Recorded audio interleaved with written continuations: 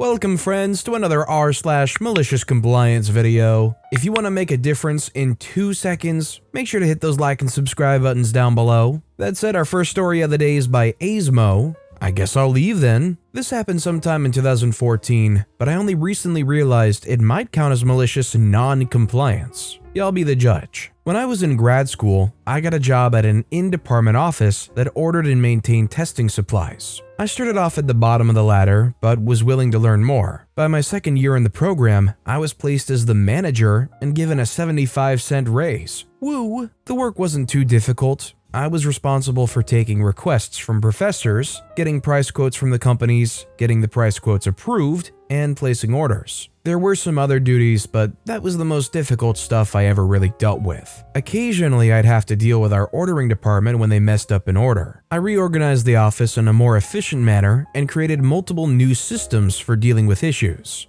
I practically ran that place for several years, and it ran well most of the time. During that time, we hired a bunch of new employees. They just wanted an easy job, but my boss wouldn't take my recommendations on who to hire. In my 4th year in the program, I was asked to order some test kits by one of the program heads. The test kits were related, and I found out that they could be ordered as a combo kit that would save us space, but cost a little more. We were low on space, and so I figured it would be worth it. I got the price quote and got it approved by the program head and then the department head. I placed the order. When the kits arrived, the program head was thrilled with the combined kits and thought they were fantastic. Several weeks later, my boss informed me that I shouldn't have ordered the combined kits, that they'd emptied the program's budget, and that the program head would never have approved them if she'd known. Luckily for me, I had the emails of me sending her the price quote with both price per unit and total cost, and her approving them. My boss was rather stunned that the program head lied, but insisted that I take the fall for it. She told me that I could either take a demotion or quit. I'm pretty sure she thought I'd take the demotion, but I quit instead. Joke was on her. None of the other employees were willing to do much, and all had refused to be trained on ordering. The joke around the program was that the office I had managed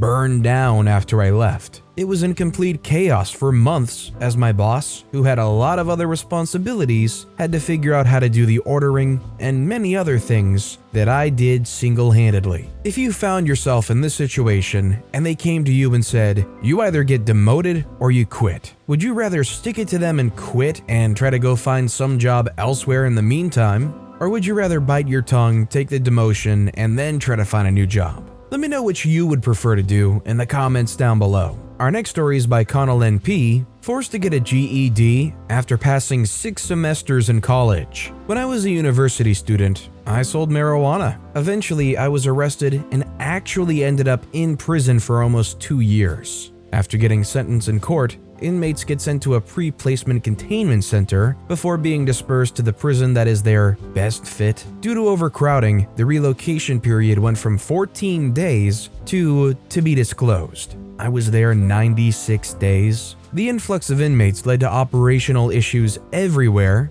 and of least concern were the inmate activities, school, etc. In my state, every inmate is required to have attained a GED or equivalent degree. No big deal. I graduated high school and am mostly finished with my degree. Obviously, they do background checks and such, but somehow the fact that I graduated high school had been omitted. Even though it showed that I was in college when I got arrested, I was unable to prove that I had a diploma. When it came to paperwork, nothing got from A to B. My high school sent the transcripts, but the prison never saw them. I was inevitably forced into the prison GED class. The person running the class was really cool, and I respect him for doing that job. But his boss was mean and noticeably dumb. And when she got the class clown vibe from me, she would pop in very often and target me and read my answers to try to make me feel stupid in front of the class. The classwork was way easy, even for people who didn't have their GED. Honestly, reminded me of Mad Libs. The criteria for the response was very clear, but only a minimum word count. The essay I wrote on legalizing marijuana was poetically nonsensical, whilst meeting all the criteria. I never made a legitimate point about marijuana and its status, but I did get scolded for using Juana throughout. When she read it in front of the class, it was gold. Everyone was laughing at her. but she thought they were laughing at my response, so she egged us on by reading louder. I actually found the essay I'd sent it home and my girlfriend actually kept it. So OP actually did include that letter, and this is what it said. Legal marijuana, wanna toke? The universe is God's largest creation, bigger than all the boats combined. The universe is huge big. It's the most big thing in space. The universe is to people what paper plates are to the 4th of July. The 4th of July is the big day of independence in America. America is the best country in the US. Independence from Britain, independence from codependency, independence from the law. What is the basis of freedom? Decisions are choices. Marijuana is a part of freedom. God invented freedom. The way it works is like a carousel.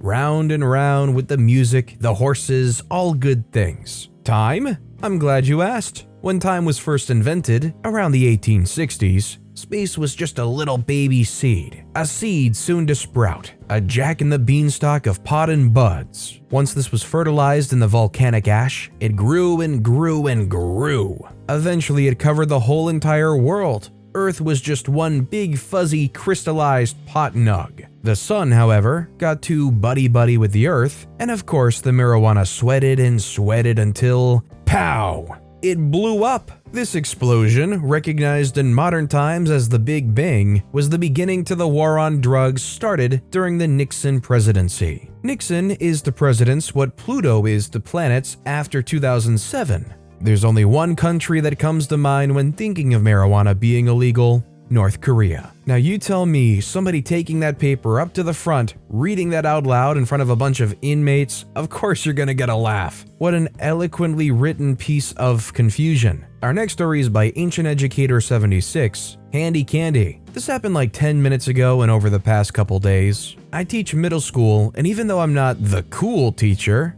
I like to say that I have a solid relationship with my students. Good enough to get them to work hard for me. Their latest diagnostic shows this in spades. As I release one of my tech classes to lunch, I see a 1-foot-tall plastic jar of Capico candies. It's a cappuccino candy that's sweet with a mild coffee flavor. I know this because I've tasted this delectable treat as I saw them in the common area. We all put things in the common area for other teachers to eat, utilize, etc. It's literally a zone identified as a take some but not all sort of thing. So I took some. By some I mean a handful, like 8 of them, representing 1% of the jar max. I give them to seemingly random kids in my class as they enter for mathematics. But I'm truly picking the kids I've earmarked as having the highest growth regardless of level. They were so ecstatic to receive such a treat. Kids really dig this stuff. Even if they didn't like the flavor, it was the thought that counts. Anyway, one kid loved it so much, she went bragging at the end of class about the candy she had, whilst passing the teacher who evidently left the jar there for everybody. The fact that the joy on a young child's face brought such a disdain-fueled frump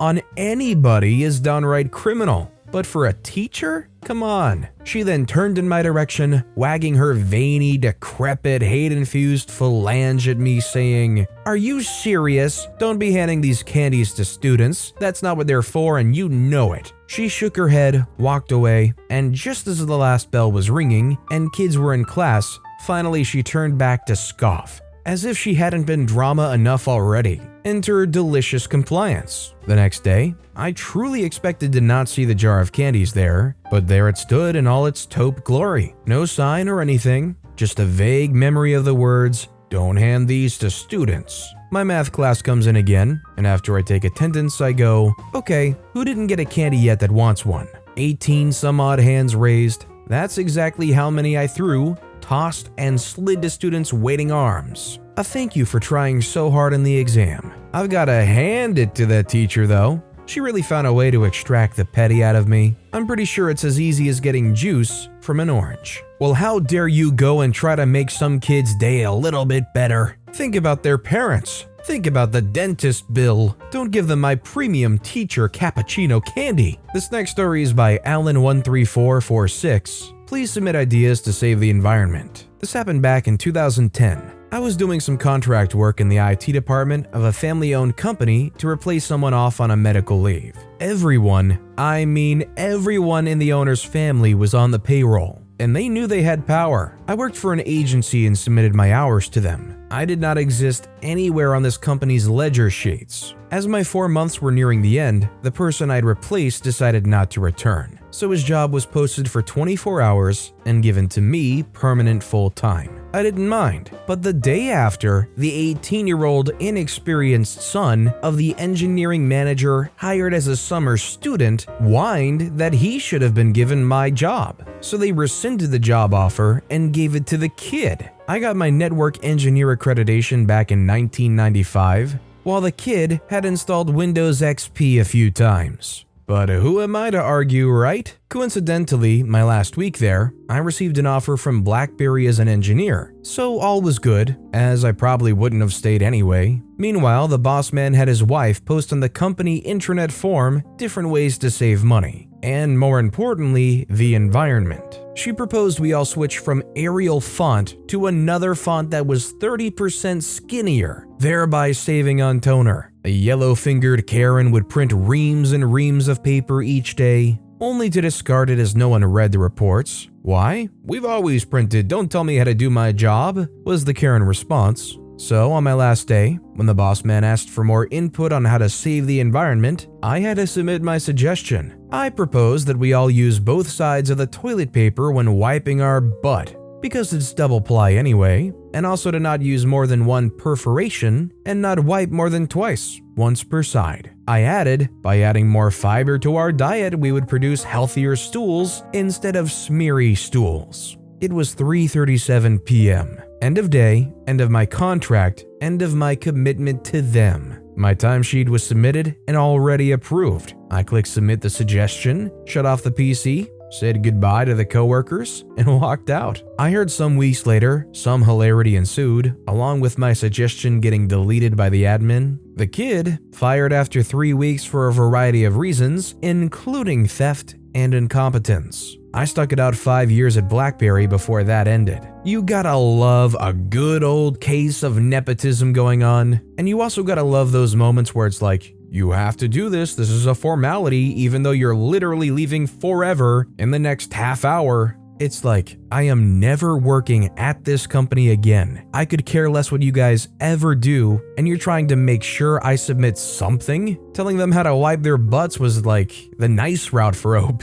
And our final story of the day is by Joker's Wild 97. You need to document everything. This happened about 12 years ago at my previous job. I work in IT. Started with a hospital after doing IT for a number of years with another company. Within the first week of working at the hospital, I realized I made a huge mistake. It was literally just me and my lead who knew enough buzzwords to convince management that they're in charge. She didn't know anything, and my first order of business is to implement about $10 million worth of new equipment. Storage, fabric, backups, mirrored to a nearby offsite too. I did it all 100% myself. The lead sat on her computer surfing the internet all day. During this whole process, I documented everything on implementation, schedules, success and fail rates, maintenance, requests, etc. Every document I created, I placed on the network share with a clearly labeled name, and emailed a link to my team lead. After about a year and a half at the company,